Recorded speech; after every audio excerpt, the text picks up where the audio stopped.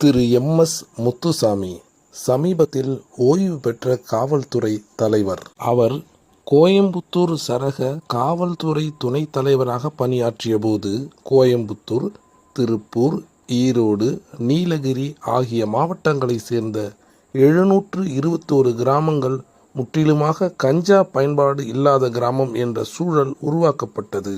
வேலூர் சரகத்தில் பணிபுரிந்தபோது திருவண்ணாமலை மாவட்டத்திற்குட்பட்ட ஒரு கோவிலுக்குள் பட்டியல் சமூக மக்களை அழைத்து சென்றது என்று திரு முத்துசாமியின் பணிக்கால சிறப்புகளை பட்டியலிட்டு கொண்டே போகலாம். தற்போது பணி ஓய்விற்கு பிறகு முதன்முறையாக மயிலாடுதுறை மாவட்டம் சீர்காழிக்கு சில தினங்களுக்கு முன்பு வந்திருந்தார்.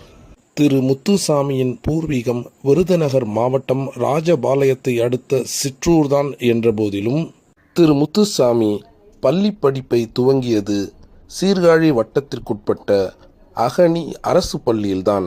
சீர்காழிக்கு வந்தவர் தனது வகுப்பு ஆசிரியர்களை நன்றி மறவாமல் சந்தித்து அவர்களை வணங்கினார். அதன் பின்பு தன்னுடன் அகனி அரசு பள்ளியில் பயின்ற தனது நண்பர் திரு ராகவன் கட்டியுள்ள புதிய கல்யாண மண்டப திறப்பு நிகழ்வில் கலந்து கொண்டு திரு ராகவன் குடும்பத்தினருக்கு வாழ்த்துக்களை தெரிவித்தார் திரு முத்துசாமி. அதோடு தனது பள்ளிக்கால நண்பர்களையும் சந்தித்து நலம் விசாரித்தவர், பணிச்சுமை காரணமாகவே இத்தனை ஆண்டுகளாக உங்களை எல்லாம் அடிக்கடி சந்திக்க முடியவில்லை என்றாலும் அவ்வப்போது தொலைபேசியில் பேசியது சற்று ஆறுதலாக இருந்தது என்று கூறியுள்ளார். இதனிடையே திரு முத்துசாமி இறந்து போன தனது பள்ளிக்கால நண்பரின் வீட்டிற்கு சென்று நண்பரின் உருவப்படத்திற்கு அஞ்சலி செலுத்திவிட்டு அவரது தாயாருக்கு ஆறுதல் கூறினார்.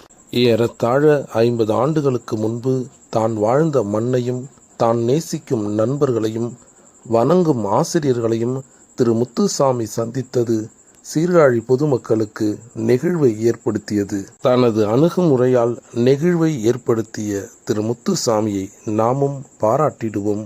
அவரது நற்குணத்தை பின்தொடர்ந்திட நாமும் முயற்சித்திடுவோம்.